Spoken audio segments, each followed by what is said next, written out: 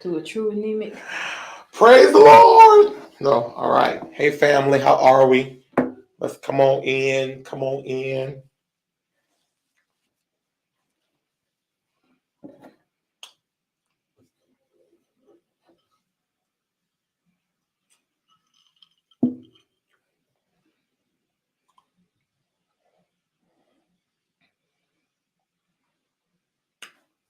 All right.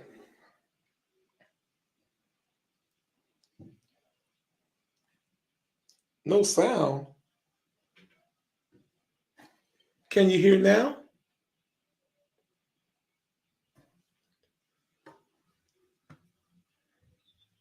Yeah.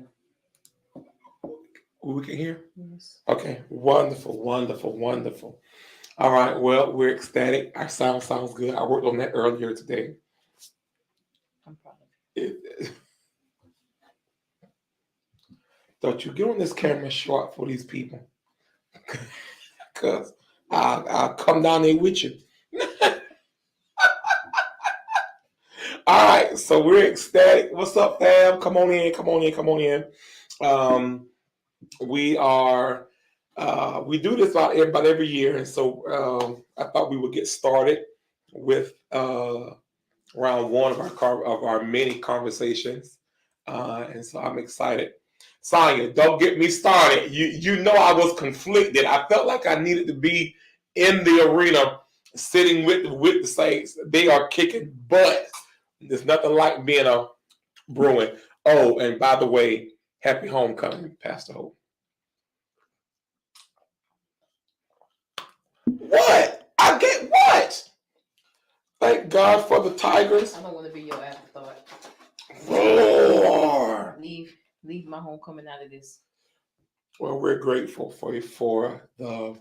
If it wasn't for the purple and gold, I wouldn't have been able to prove that they could become blue and gold. Okay. All right. So tonight we're going to have a healthy discussion. We're going to talk about. I think our topic we've been given is Hey, Sonya B. balance in ministry. I think it is marriage balance, balancing marriage,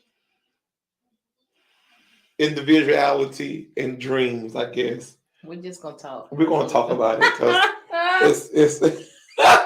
So I guess we should start off with a song. I guess. Uh, um, so let's start with the song. Hey, Linda, how you doing? All right. So let's start with a song, I guess. Yeah. Oh, okay. We don't have to start with a song. We can just talk if you want to. You know, it's your world. I'm just a guest. See, you always want to act like you grace my stage. You know, I just this ain't no gracing of a stage. We're here together. It's together we make impact. Mm-hmm. All right. All right. So you singing? Okay. All right. What are you gonna sing? I don't know. I mean, I get to choose. I think I'm gonna go with Steel then. I'm not singing. Come on, hit this believe. We're gonna test it out and make sure. I'll check the sound while you do your singing. Here we go. Believe.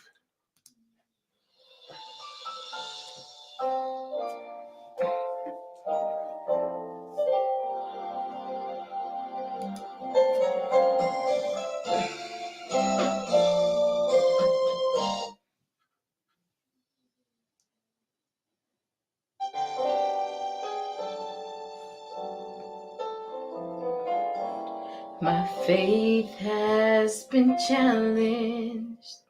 These tears won't go away from the hurt I feel. This pain is real. I need your help today. Lord, I surrender all to you. Nothing else will do.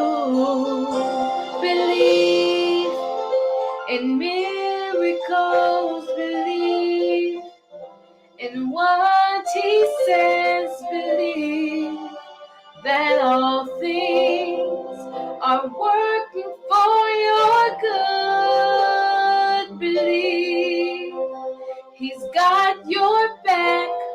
Hold on to his promises, for he'll never leave you. All you have to do is believe. In miracles, believe that all things is working for your good. Just believe. Hold on. Don't let go. He'll never leave you. Yes, you must believe that weeping may endure for a night, but hold on, joy shall come. I promise you it's working for your good. Just believe. Hold on and don't let go. He'll never leave you, no. All his promises are true in the midst of all the tears, all the hurt and the fears. He will be right there, yes he will. Just give it to the one who's able to bring you out. Oh, he's got your back. He won't let you fall. He will never leave you, no. Just believe. Only believe.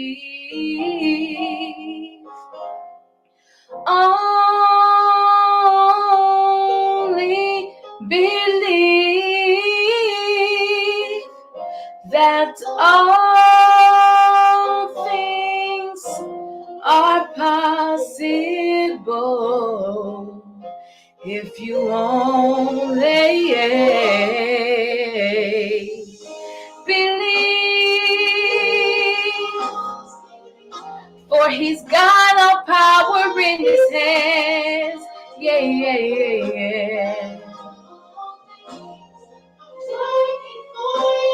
Yes, they're working for your good.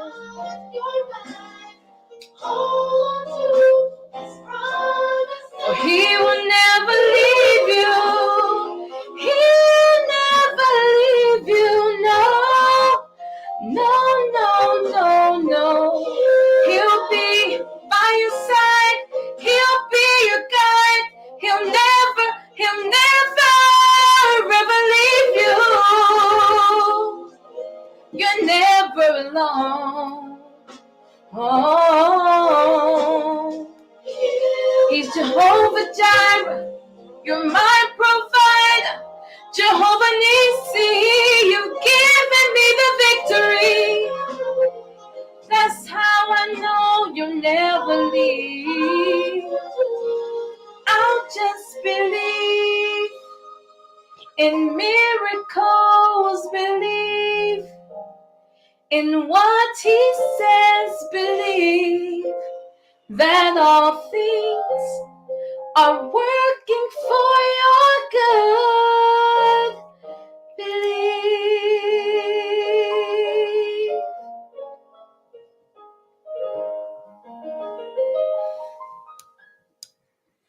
How you do that? God, man. How you do that? You get on my nerve. How you do that? Wonderful. Believe. You know, I think that's good because when we first got married, we were talking about getting married at least. I asked you, and you didn't believe me. Uh-huh.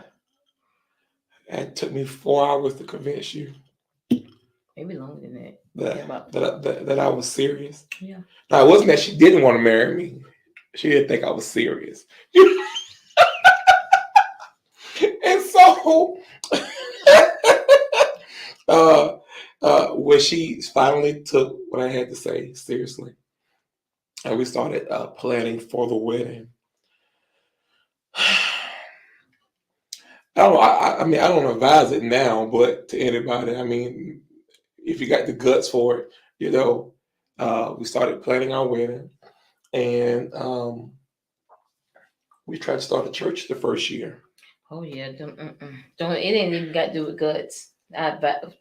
0 out of 10. Don't do it. Would not recommend. Right. And we started a church from scratch, not really knowing much about church planting, or that it was even called church planting. No. But you loved me and you believed in me. Oh yeah. And I'm probably more of a I call it visionary. Oh yeah. Some may say idealistic. And I wanted to start a church. I believe God had called me to do so, and my pastor supported me, and I wanted a place. It was going to be called A New Start. Mm-hmm. It was actually a name that me and you came up with. We were in high school probably, because you was going to be my worship leader. Well, we won't tell that part of the story.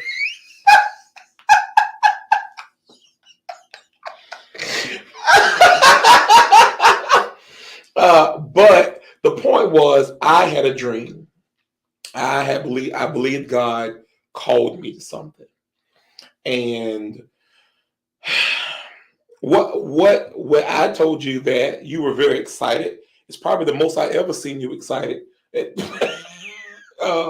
about what we dreamed it would be. Oh, yeah. Yeah, because even before we called it A New Start, it was what, Amaquam or something. Remember that in the pyramid? International what? Messengers of Christ. World Outreach Ministries. Some of that. Mm-hmm. Boy, yeah, because you was going to be Apostle McCants. I remember. I remember.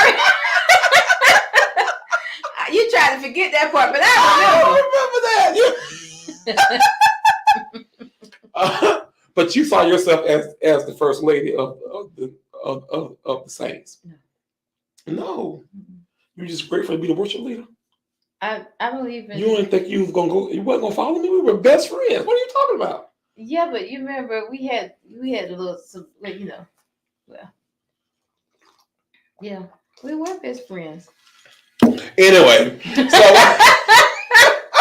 so we got married, and I guess I mean, was it for you supporting me, or did you feel called to this church that we were starting to? Oh, it was definitely me supporting you. Yeah. Yeah, it was definitely. How was that? Well, what was your imagery? I always remember you used to say, it's gonna be 100,000 members. Yeah, cause we would joke about. Say if everybody pays $1 on Sundays, we'll take care of the budget. Yeah. How not? I told you knew nothing about church plan. Well, and I remember saying to your stepmom at the time, I remember saying, "You think I'm gonna leave and let somebody else pastor my 100,000 members?"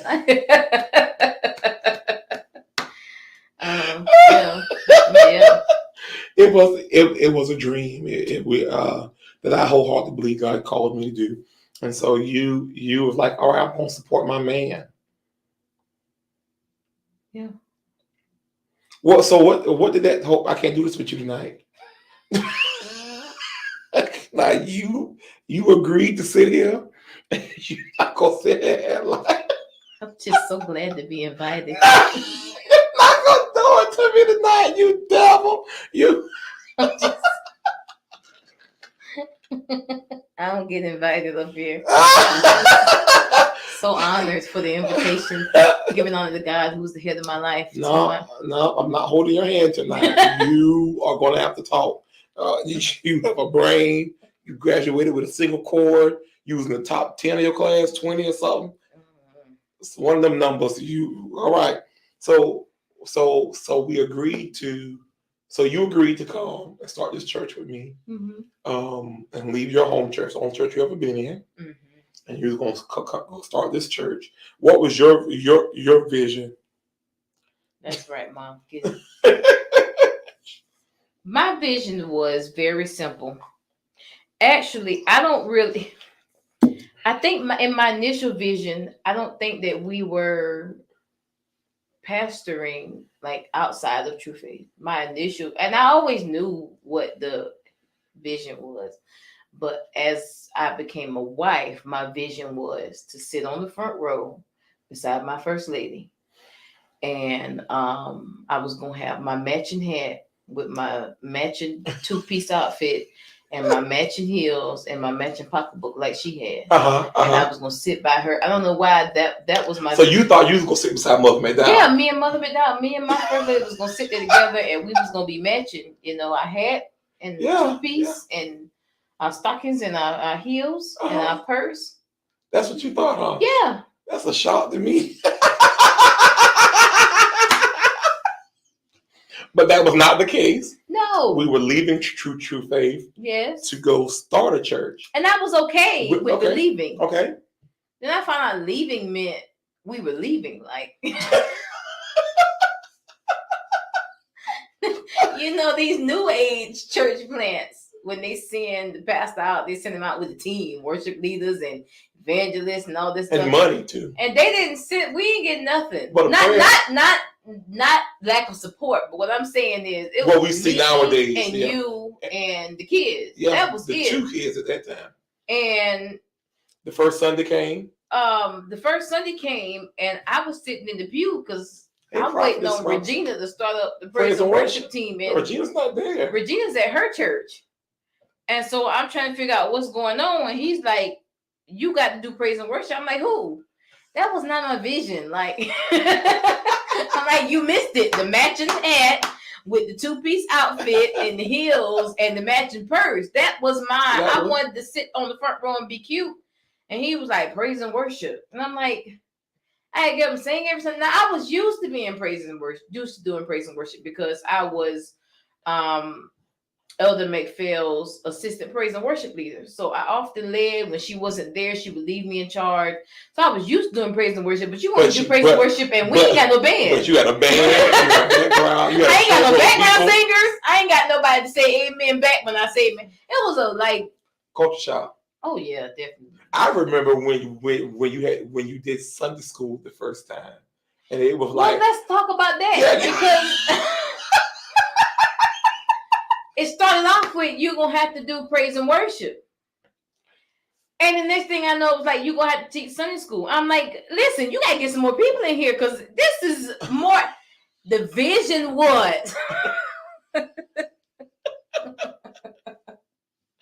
My outfit with my matching hat and shoes and heels. And here I am now. I got to teach Sunday school. I got to do the praise and worship. Sunday school was an hour, and you only taught like 5 minutes. I believe I did. I was proud. I was proud of my 5 minutes. And he was like, I'm like, I don't have nothing else to say. He was like, pray. Well, at that point, my prayer life was like, you got another 10 maybe. I don't know what we supposed to do with the rest of this. Yes, and then Mama Dot, he turned around and was like, Now pause. Then we got to the preaching. That was nice. Because you did feel like you were called to preach or whatever the story may be. Mm-hmm. Oh, y'all hold on real quick. This is our daughter. Give us 1 second.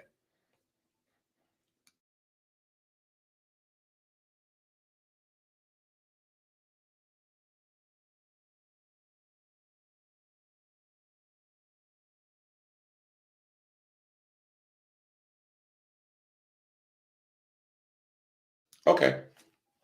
Cool.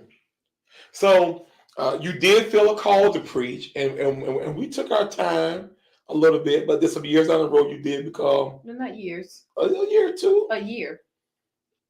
Oh, wait a minute. Now we're not going to turn this into a No, it was a year. Seriously, I'm trying to tell you. Like, then you was co-pastor. Yeah. Okay. Yeah, it was a year. So it sounds like that. Stretch it out. Everything happened so fast. Well, it sounds. It's now looking back at it, because with me, trading church planners and all that jazz nowadays. Looking back at it, I think we were trying to make something work. Tell them S's he put on there. Talk about years. we were trying to make something work without the process of it. Oh yeah, definitely. Right. And I can confess that I thought, because you were a good singer and I was a great preacher, that we were going to open the doors of our church. And I think that building held maybe 30 people or so. Yeah, we thought we were going to open doors. Everybody just going to flood in. I mean, of course, why not? Yeah. Right. And no. And not only that, but that they were going to flood in and be church ready. Right. Right. And that was far. It was not from reality. But you had to support me. Now, I guess you didn't have to; you chose to, and I think that's pivotal when you talk about marriage, in particular, especially for our generation. That's one of my secret passions is to encourage our generation and those behind us that marriage does work. But this by far could have been a quick nail in our coffin to our marriage, because not only did we start the church, we were going through all these nuances and culture shocks. You were also pregnant, and didn't say anything. No. And I'm trying to figure out why, we were going through these changes, and you was calling my mom, I was calling your mom, and it was crazy. But what were some things that was going through your mind that made you say, "No, I'm going to see this through"? Did you know that there's something in you that said, we're going to ride this out because it's going to get better, or were you going, this ship is going to sink any day now, and I need to find me an exit? I always knew that you were destined to be great. And so I'll start that now. I was willing to follow you to the ends of the earth to watch it happen. Wow. Yeah. You full of it. No, so seriously. Okay, great. So you knew that although it wasn't pleasant in the beginning, starting this church and supporting me, I just knew it had to get better. It was going to get better. We were at the bottom. We couldn't go nowhere with up.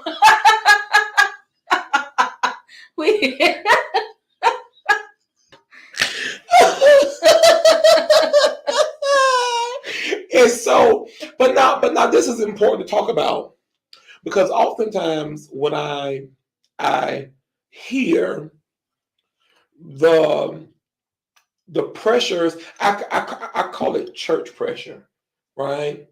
Because there were other pastors our age, or older or younger, whatever, whose wives were able to put on their hat with their magic handkerchief and their pocketbook and their,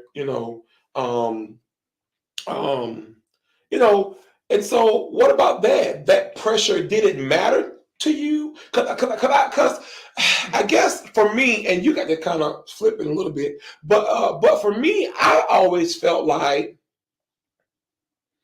I couldn't be concerned about everybody else's marriage and everybody else's whatever they had going on as it pertained to us trying to build, because I had to focus on what God told us, right? But what was your...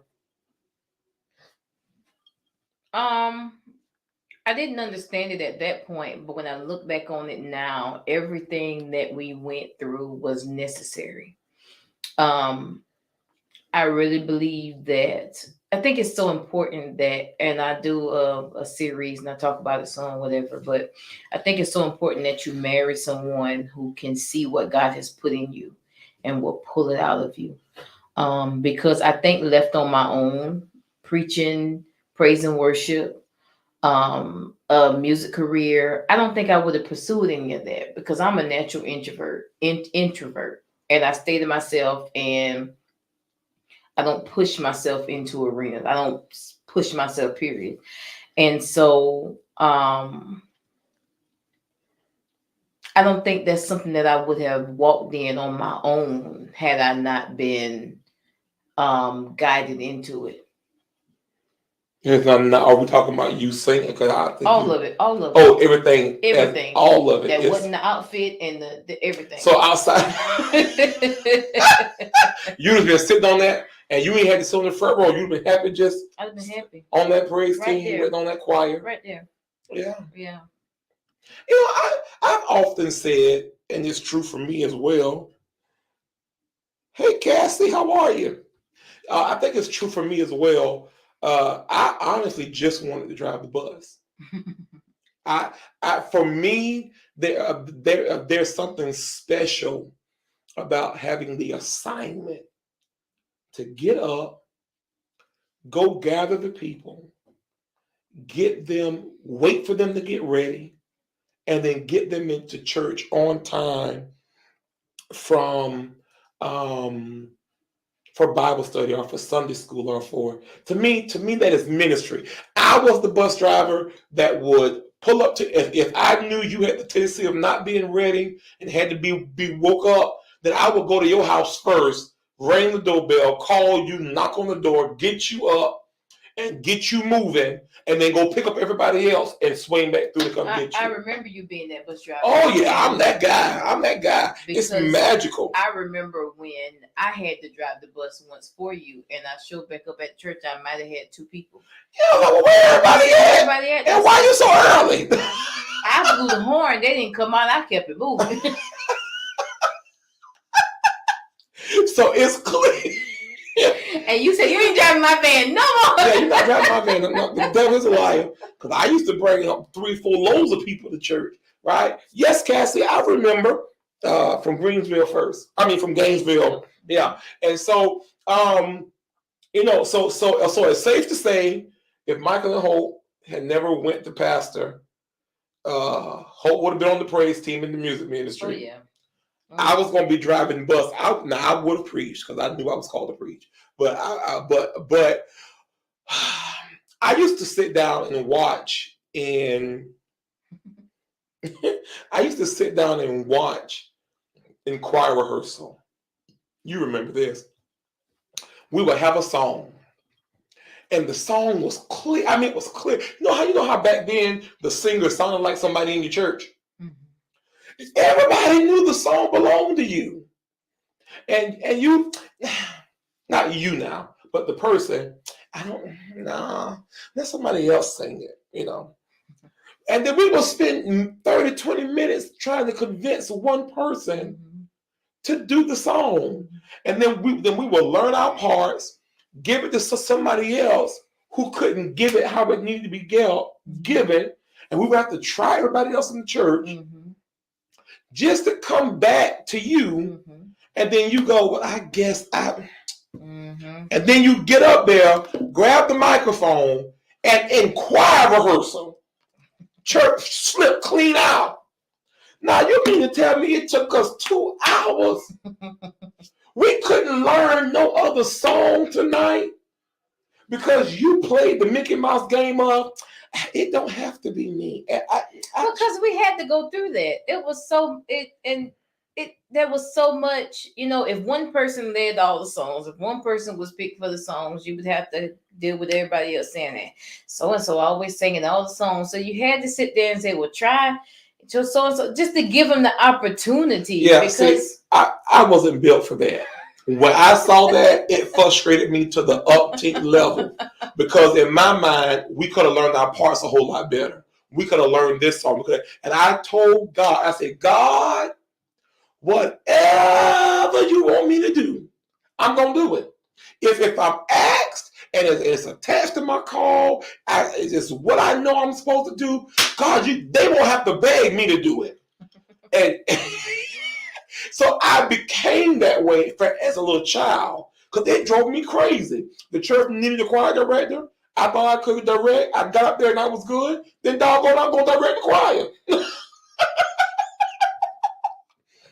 Right? And so when it came to me saying, okay, well, I'm going to step out. I'm going to step out and do this. This is what I believe God called me to do. Me and you did talk about it. We wrote it all out. And so all I knew was I was called to do it.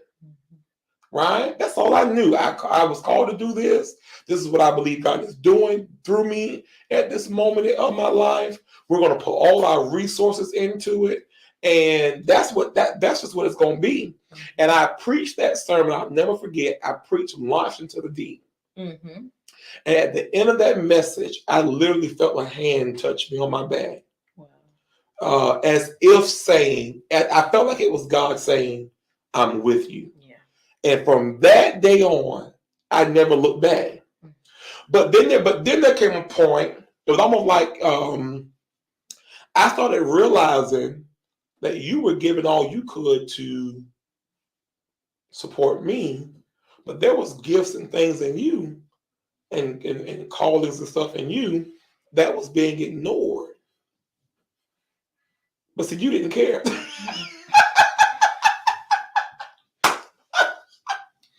And so I remember we sat down and we talked about it. Because I've always been a fan of your voice. And I've been a fan of you. Outside of being in love with you, I'm your fan, you know. And you started writing songs. And I was like, oh, that's good. We need to do something with that. You know, you need to do something with that. You know. And then you told me the story about when you were born. Mm-hmm. Tell us about that. It's not a long story. It's gonna be a long night. I got prayer tonight at 10 o'clock. My mom always said that, when I was born, the umbilical cord was wrapped around my neck 4 times. And so they were trying to figure out what to do, and they had to do an emergency C-section with her. And she said that when I came out, she named me Hope because she prayed that I would bring hope to the world.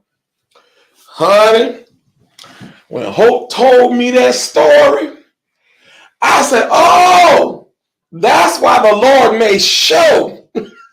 He started telling everybody. I'd be on interviews. They'd be like, so we heard that your name means. I'm like, okay. Yeah, she told me that. What? You supposed to bring hope? And she would write these songs seriously, for real. Considering the fact that you wasn't necessarily the singer in your family. Mm-mm. You know, and Hope started taking these songs, whether they were written songs, like, I think like For Your Glory, or that was like one of your big little, when we first got married. Oh, yeah. And Hope started taking these little songs and she Break Every Chain. Nice. And oh my God. I mean, it was like something was special about what she was doing. Used to sing that song, oh God, you deserve the glory. Oh yeah. And the honor. Yeah. I lift my, come on, give us one little line of that and then I'll move on. Just for old time's sake. Go ahead. Of course. I like the lyric, but you can hit the chorus if you want to. You go ahead and give us that. Praise God, Elder Matfield. Come on. You deserve the glory. Yes. And the honor. I lift my hands in worship as I bless your holy name. You deserve the glory. All the honor, yeah. I lift my hands in worship as I bless your holy name, 'cause you are great. You do miracles so great. There is no one else like you. There is no one else like you. You are great. You do miracles so great. There is no one else like you. There is no one else like you. Woo! That's one of my favorites. Man, I used to do a conference called Our Issues Conference. Oh yeah. And Dot taught women in ministry. Mm-hmm. And you sung that with Alabaster I Box. sung out, yeah. Yeah. And a woman came up and said that she was healed from something. I don't know what it was. But every time you would sing, it still happens nowadays too, but that it was like God was screaming at us. She has what he wanted to be released in the earth, and that her call was to bring hope. And you would minister and minister. And I think we did a 40-day fast, and I finally said, Hope, we got to do something. Now, every year I was spending a bunch of money in conferences, hosting conferences, and we would put money in the church. And we were living in like a gated community or something. And I said, all right, we're going to downsize. We're going to downsize. And I'm going to step back. At that point, I think I had like a radio ministry I was doing, other little things, whatever, in the city. And I said, well, I'm going to step back. And He did, Ma. He did. Oh yeah, Michael Dar, yeah. And hey, Bree, praise God, Pastor Dudley. Let me say hello to everybody. Brother Black, God bless you. Okay. Kiara, hello. All right, if y'all guys enjoying yourself, please share. But we had a serious conversation, and we made a decision to step back. I made a decision to step back a little bit, and I was going to just focus on the church on a smaller scale, because I was learning about church growth and how to kind of better situate the church, and we're going to put our resources into figuring out what it will look like. Yeah. I think our main objective, period, was just to give hope. Oh yeah. Yeah, Now you and your brother, I can't forget, because that's you and your brother started out in True Faith. That was that's by. I still say, y'all, we missed that one. We missed y'all. They were the BB and CC Winans of the 21st century. They was mixing that hip hop with that R&B. It was like hip hop with gospel. I'm talking about God. I mean, of course, it was Jesus. Oh. Talking about that style though. They was. I mean, if I can find one of them tracks. No. No. So we knew absolutely nothing about it. No. And I want to talk about something here. We had to do a lot of figuring out. Oh yeah. Because when we would go to people who knew, they wouldn't tell us, or I don't like to spin there's nothing negative outside of the fact of sometimes people just don't see who you are and what God put in you. But it shouldn't stop you from doing what God called you to do. And during that time, I really, really, really started preaching and teaching about Noah. And one of my CPS central preposition of my sermon was that no one was there when God spoke to Noah. It was Noah. Noah was told to build the ark, that it was going to rain, right? Noah did. Noah, and it didn't matter if you didn't hear it was going to rain. Right. It didn't matter if you didn't get the instructions to build the ark. None of that matter. God told you. And so, although others couldn't see it, those that we went to for help and for guidance, Because one thing about me, I'm always going to somebody for Oh yeah. for some help or guidance. Oh yeah. But we had to figure it out. I even went to school. I went to Full Sail University to learn To about. figure it out. Yeah, yeah. I went and got a degree in it and all that, and then trials and error. People stole our money and had. We did. It was. We won't tell the story. But when did you know for sure that okay? You know what? Were you just follow? No, this is funny to talk about because you were so Michael. It's not a big deal. I mean, we'll do it, but I don't know. But you know that you would sit in the when we would go places. I would call pastors and say, "Hey, let my wife sing." Put her on program. You would get up there and you wouldn't look at nobody but me the whole time you were singing. Mm-hmm. Yeah, that's that introvert thing. Right. And so it went from her saying, okay, we're the lowest we're going to go, and we're just going to push through with this church thing, to now me saying, all right, I'm going to step back, and it's time for me to put the energy in you that you put in trying to make the church work when we first started. Talk about that. I really just it was one day when I actually went back and listened to a clip of me singing, and I was like, "Oh, that don't sound, that's all right, And I knew when I stood up, that was almost, and I always tried to describe it, but when I would stand up to sing, and it still happens now, but when I stand up to sing and I sing with my eyes closed, it's almost like it's almost like a kaleidoscope. And but the images will burst and then new images will appear and they'll burst and new images will appear.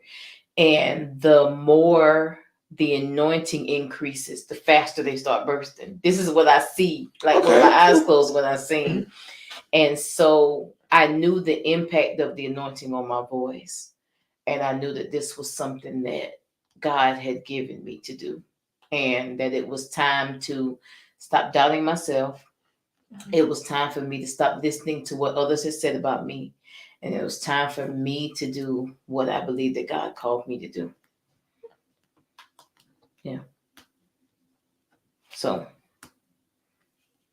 here we are. Standing here. Not looking back from where we come from. All right. So I guess we need to get you another song here, and then we got to talk about. So I guess thus far we talked about you stepping into the role of supporting me in marriage. I then said, okay, you know what? We need to step back a little bit and let's push you and do you, and then. I think I came to you with, I think I'm going to do a project. Yeah. And I think that's what I said. Oh, yeah. Yeah. And so we'll talk about that when I come back.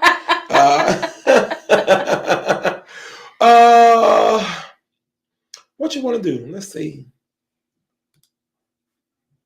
Let's do something a little upbeat. Come on, man. You can do You My King now. That's okay. Hearts Cry. Feel This Place.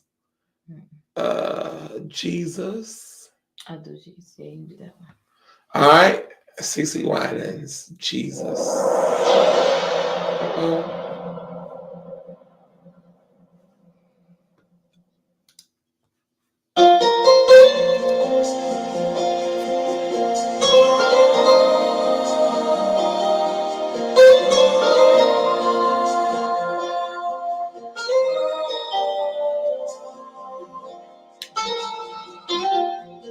Jesus, bright as the morning star. Jesus, how can I tell you how beautiful you are to me?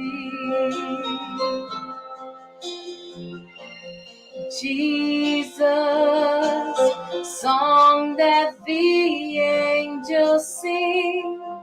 Jesus, dearer to my heart than anything, sweeter than springtime, purer than sunshine, ever my song will be. Jesus, you're beautiful to me.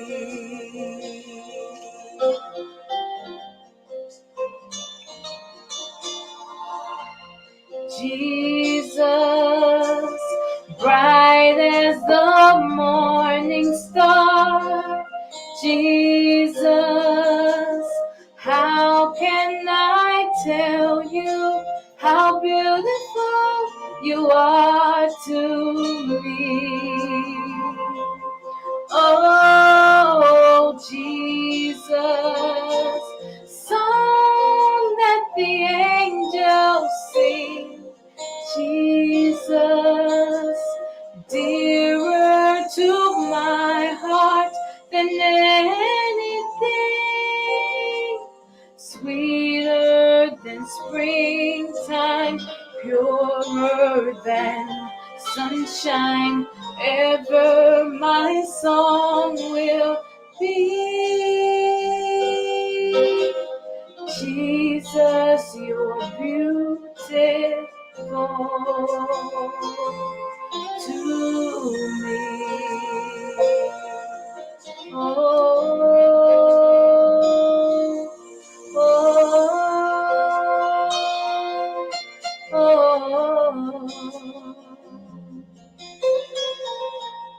oh, beautiful, oh, beautiful, so beautiful, Jesus, you're beautiful to me, beautiful, beautiful,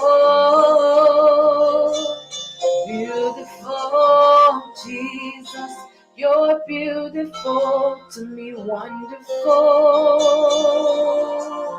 heavenly, beautiful, Jesus, you're beautiful to me, morning star. Lord, you are beautiful. Jesus, you're beautiful to me. Oh, yes, He is. Oh, yes, He is. Oh, than springtime, purer than sunshine, ever my song will be. Jesus, you're beautiful to me.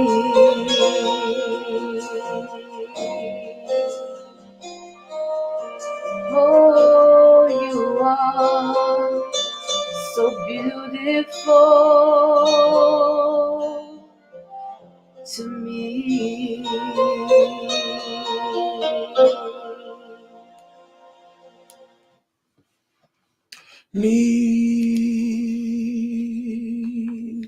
I could do that. How come you won't let me sing with you? Because you're a song hog. We talked about this before. When we sing together, I have to be Jackie and you have to be Karen. Jackie has a beautiful voice. Yeah, but y'all, sometimes I want to be Karen.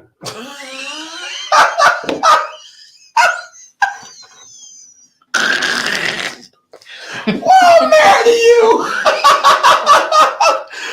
Oh, God.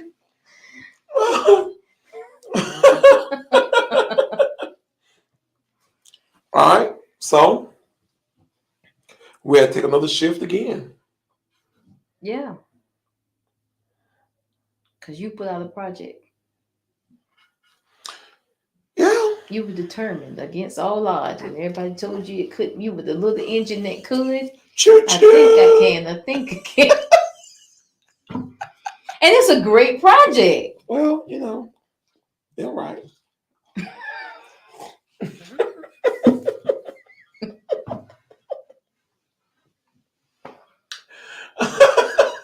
I enjoy the project.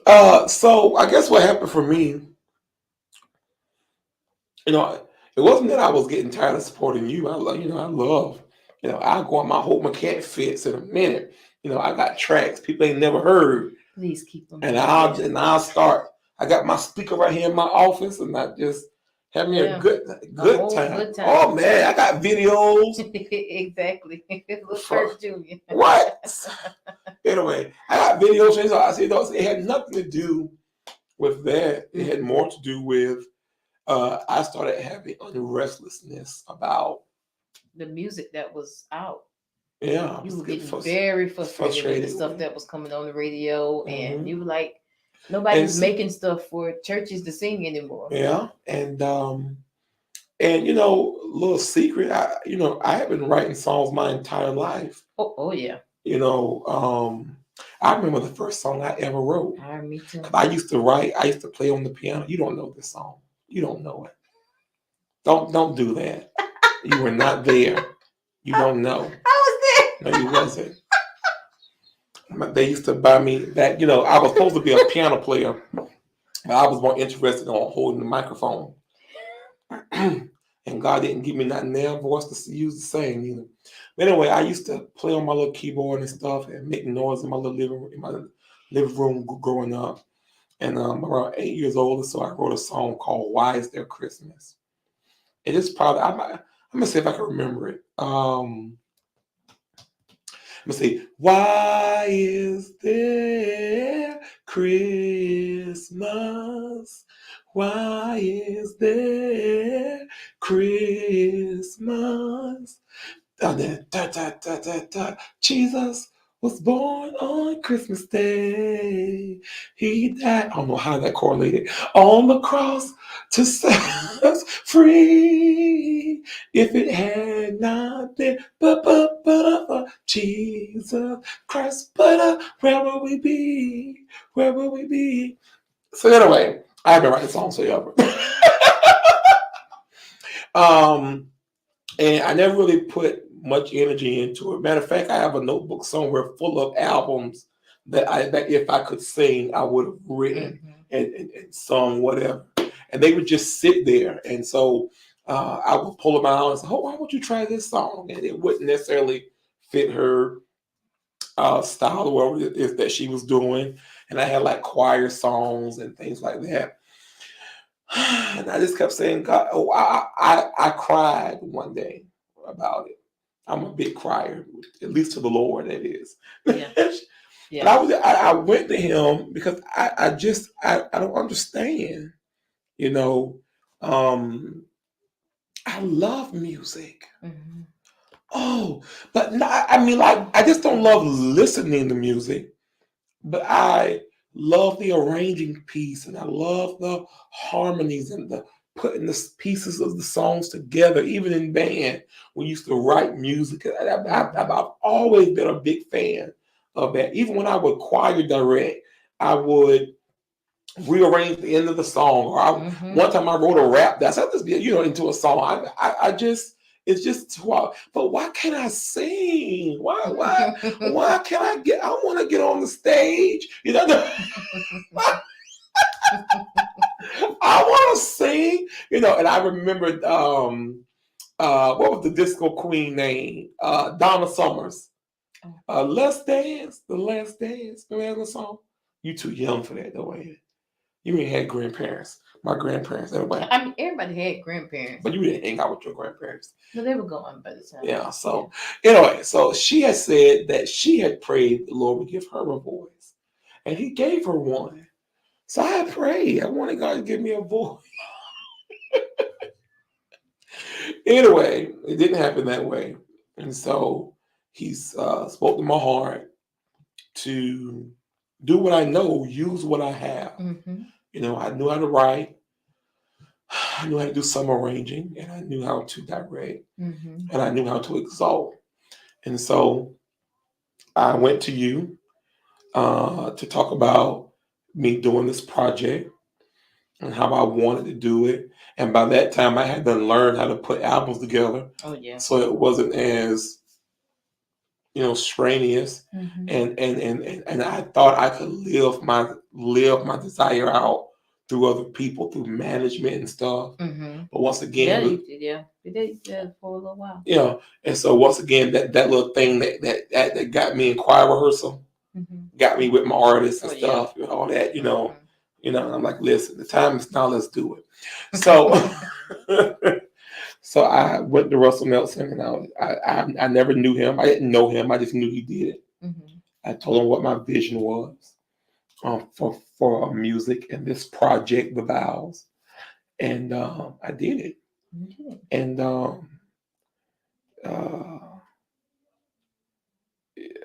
you kept asking to be on it. That song. Yeah. There was one song that grabbed your little heart, Yeah. and you wanted that song. I was like, nah. Kept telling me no. You want to know the truth? No, he told me. He told me, I got you on it. I got you. I said, I want to build an album. He said, I got you. We're gonna do a prayer in between the songs, and I want you to just do a little ooh and ah and in between. I was like, you want me to do an interlude? I'm not doing. Now, see, I was not even be on her album. Man. He took me all the way down to the studio so I could sing oohs and ahs for the prayer. And this was giving you a come up. Yeah, you know.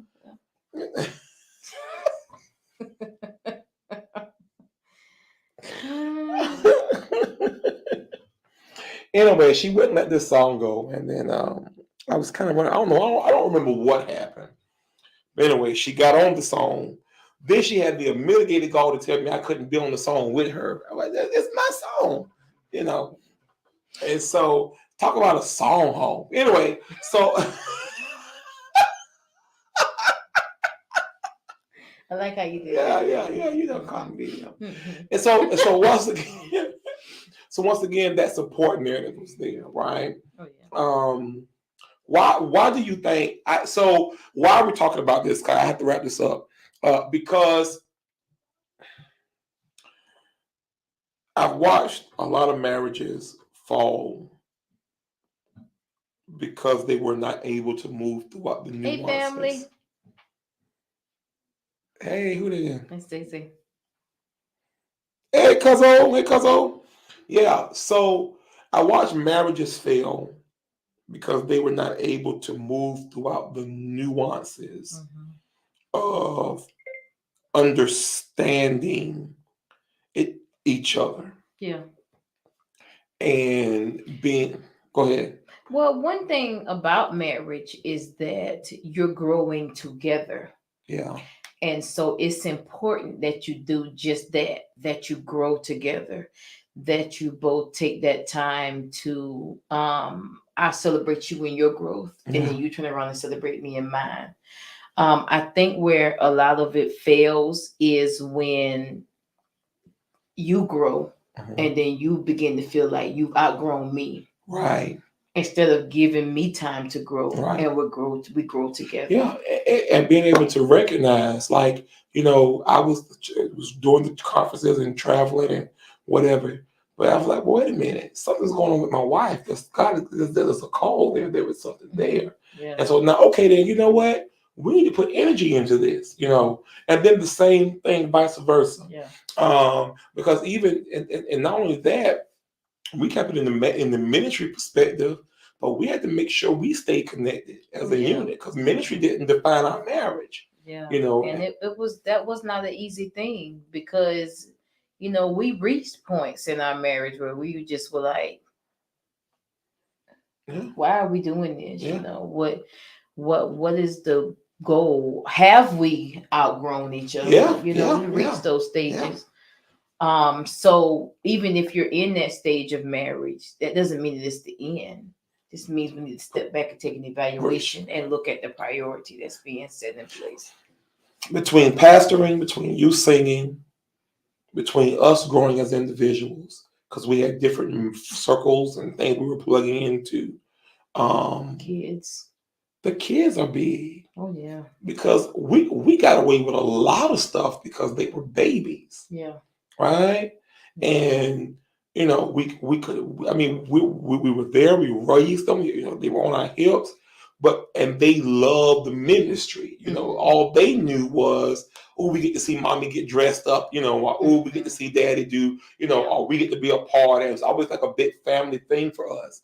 But then they started becoming teenagers. Yeah. So now it's ministry as a whole, ministry as individuals, marriage, children, and we're still trying to pastor this church. Yeah. And by that time, it's 2 churches. Yeah. Yeah. In 2 different cities. Right? But these were some things, and this is my closing remark, I guess.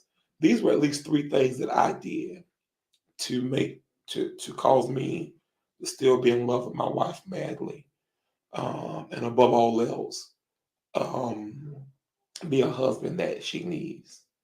One is I love God, Oh yeah. and if I'm seeking God or seeking to please Him, pleasing Him is being a husband to my wife. I give God as much as I would love, as much as He may want me on the floor, snotting, crying, much as He want me traveling, getting on planes, preaching, as much as He wants me writing books, He much prefers me to be a husband. You know, He intends for me to be a father. And so priority for me is wife, children. Yeah. Yeah. Period. Right? The second thing that helped me keep balance in my marriage with ministry and children is not only that I love God, but something my cousin told me years ago when I first got married. If you put energy into your wife, you will always learn her. You will never not know her because God made a woman with such complexity that if you actually put the time into it, yeah, you will learn her and you will grow with her and you will know how to minister to her. You could, right? It'll even evolve you. And so I make it my business to get to know my wife. oh yeah, She's a person, right? She's not this girl who can sing, who I throw up before I preach, that make everybody forget how I stutter and how country I am, right? She's an individual. She loves reading books. She loves snuggling with her warm blanket. She loves, right? She's my wife. She's a person. I need to learn her. I want to know what makes you smile, right? I want to know. I want to know. I have to know that, right? And I have children. yeah, They have personalities now. oh yeah, They think outside of daddy. oh yeah, So I have to stop and spend time with them. yeah. If it means I'm late to church, then I'm late. Mm-hmm. I need to spend time with my family. I need to, right? Um, the third thing, and it's gonna sound weird, that makes me stay in my marriage, that makes me work through the difficulties, is this is it. Period. Mm-hmm. There is nobody else. Mm-mm. I'm not looking for them. Mm-mm. I don't have an appetite for them. Mm-mm. She's all I got. This is it. And I even tell my children, listen here, y'all getting ready to grow up and be gone. In a couple of years. And I'm going to be stuck in this house with this woman. And so we're going to have fun together now. Yeah. We're going to grow together now. We're going to be friends now. Yes. So when y'all gone, So when y'all get up out of here, we still like each other. I'm shut up.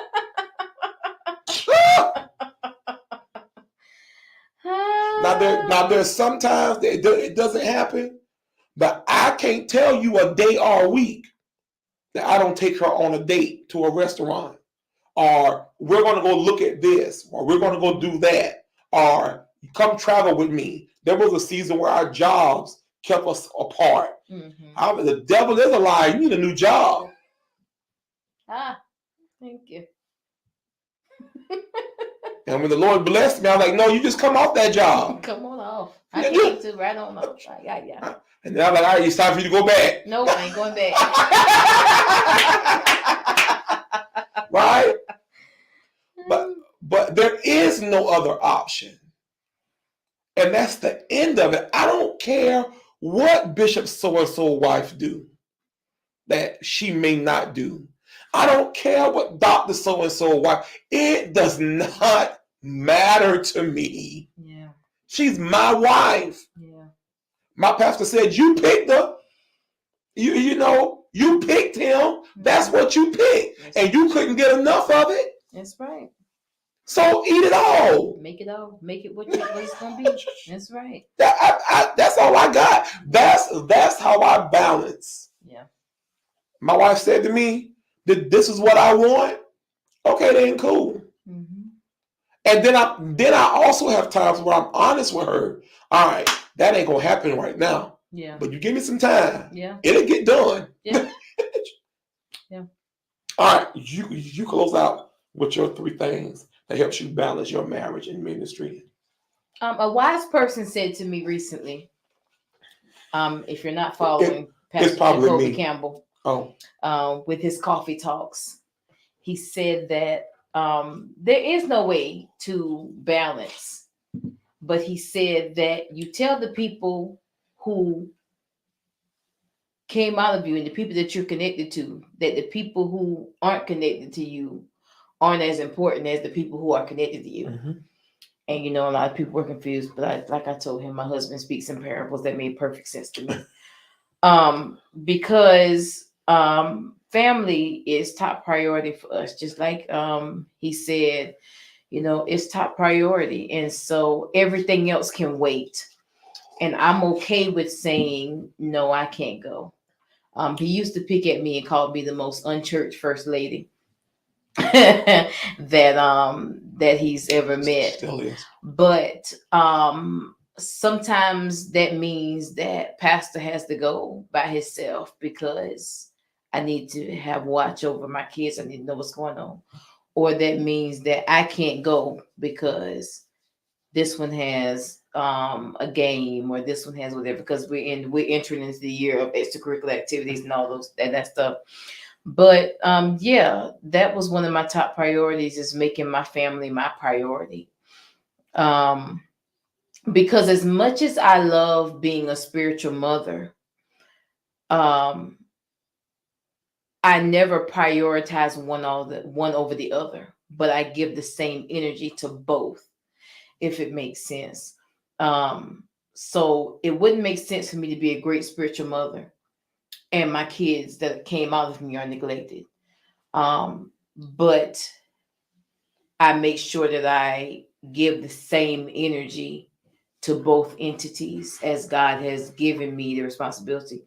Another thing that has helped me balance ministry and life and all that wonderful stuff is realizing that we don't have to pattern ourselves after anybody else. Mm-hmm. If there's one thing that impact and anything that we pastor or we do, it is unique. Yeah.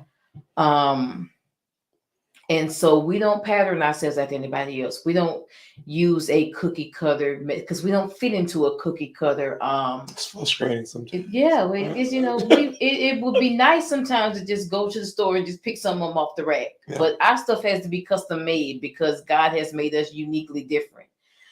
And so that's one of the things is to follow the path that God has you on and not worry about what's going on around you. And I guess the last thing would be, how I keep a balance of everything is I take time for me, because I've learned through experience that you can't pour from an empty cup. And so if I don't take time to feel me, I have nothing to give as a first lady. I have nothing to give as a wife.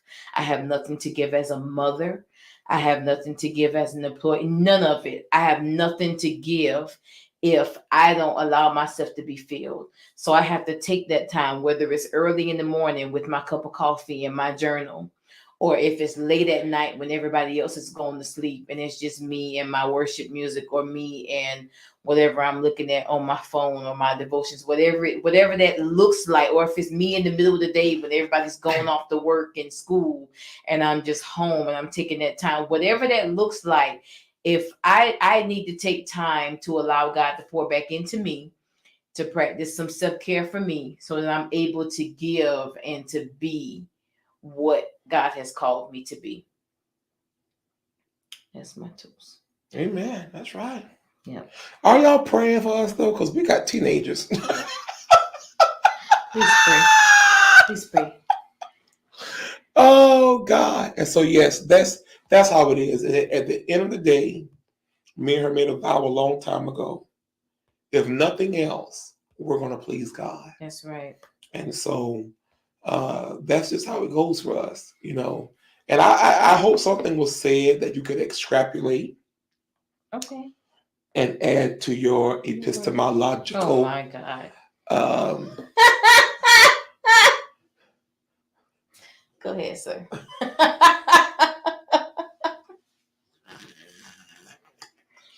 Go ahead. That will help you to be blessed. We would do another song, but I'm late for prayer.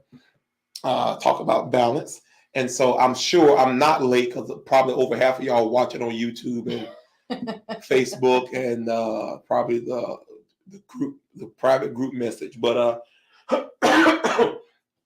we love you guys, and we'll be back again. This is our October edition. I think we're going to do one maybe once a month leading into our anniversary. Then at December 23rd. But you won't be invited that day. Oh yeah. Let the church say amen. All right. Well, Impact Ice, I know some of y'all are watching, I see some of you. Let's come on over to the Zoom line so that we can do prayer. And I love you guys. Thank you guys for hanging out with us. And I hope you enjoyed the live with Michael and Hope. We'll be back with some more music. As a matter of fact, here's something exciting to know. Hope's coming out with a Christmas project. So the next go around, we'll be singing some of her Christmas music. God bless you. Have a tremendous night. Good night.